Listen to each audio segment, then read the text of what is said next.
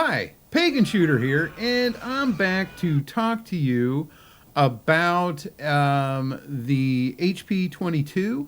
The last video I went over and I had discussed why you shouldn't dry fire 22 long rifle, pistol, or rifle, or even revolver. This can happen with. And I went and back, and if you remember, go back. If you don't remember, go back and watch the video. But if you do remember, the long barrel, the 5-inch barrel, was a bit dirty. And I noticed something when I went back and inspected it. Yes, there was still a divot to the top of it. But I noticed something, that the barrel, actually, the back part here at the barrel, if you looked around where the shell protrudes in the back, there was a bit of a rise that was not in the 3-inch barrel. The pictures I posted on Instagram will show it as well. But if you go back and look at those, you can see how tall that was. So I thought to myself, well, that's a little extra material that's not on the other barrel. I should take that off. Now, I've already ordered a new barrel, so if this doesn't fix the issue, then I can still swap out the barrels, or if it makes it worse, I can still swap out the barrels. Once again, I go and say, do not make modifications to your firearms that could possibly cause damage to them or cause them to be unsafe. I do this at my own risk. You do these at your own risk if you choose to do them. I highly suggest you don't. But I did go ahead and sand it down smooth, which removed a lot of the divot. Now, I also was able to inspect to see how deep that divot went, which was not that deep. Now, when it comes to firing pins and how much they protrude from the breech, we're talking about very small distances, very small amount, less than a millimeter in some cases. So I wasn't 100% certain that that little divot would cause the issue. Plus, the rim would still be there. So I went and looked at another part of the firearm that kind of caught my attention while I was doing some cleaning. And that was here at the back of the firearm at the hammer face. Now, you can see that there is a mark there, and that mark is actually a divot from the back of the firing pin. Most revolvers and pistols have a round, flat, or at least some kind of flat piece that that the hammer strikes to push forward the firing pin, and that strikes the either rim or primer on the shell. In this firearm's case, it's actually the back of the firing pin that you're striking, which is a flat, thin piece of metal. Now, the firing pin, being a hard piece of metal, more than likely is harder than the hammer is.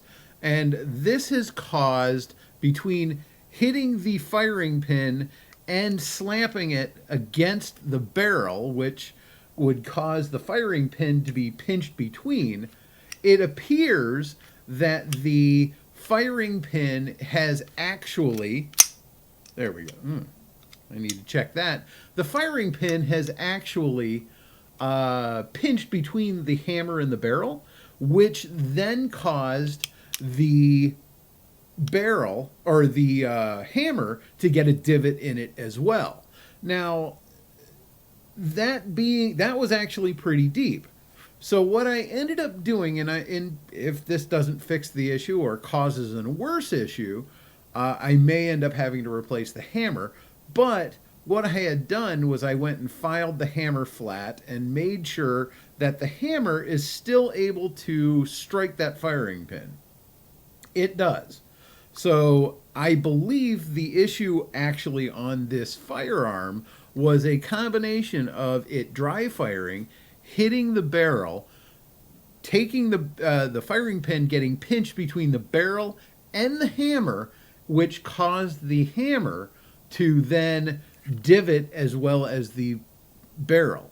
So by smoothing out the hammer and flattening the hammer and making sure that it still strikes the firing pin properly, smoothing out and removing that extra bit of barrel that comes out the back, which is not on the other barrel, I believe may have solved my issue. Once again, I have a firing pin and a barrel for this firearm coming, a 5-inch.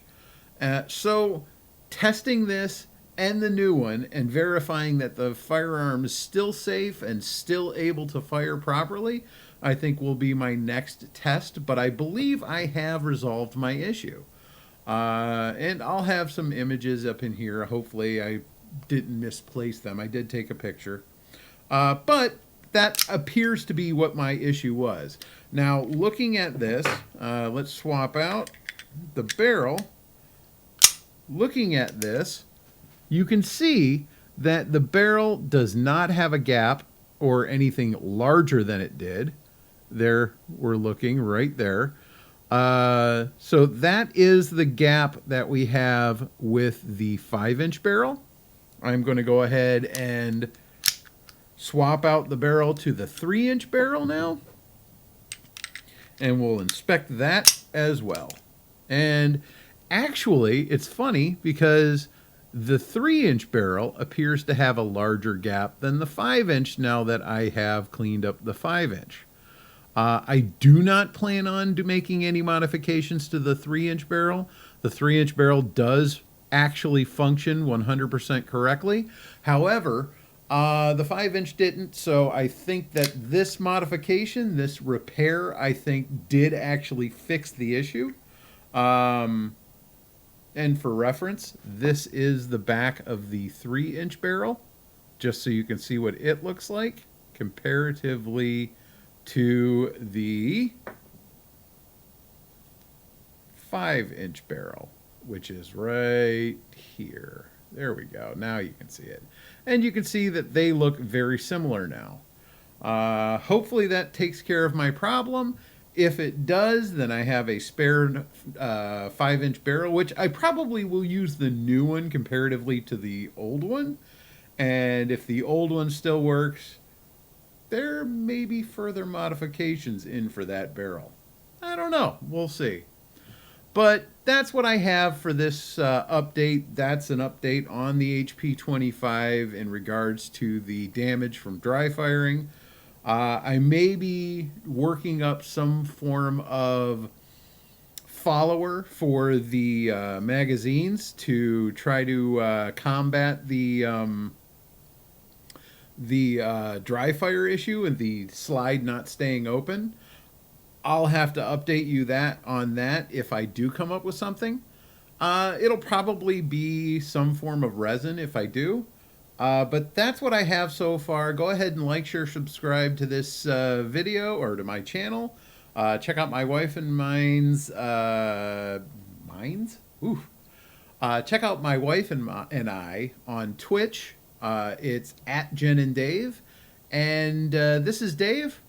We'll see you next time.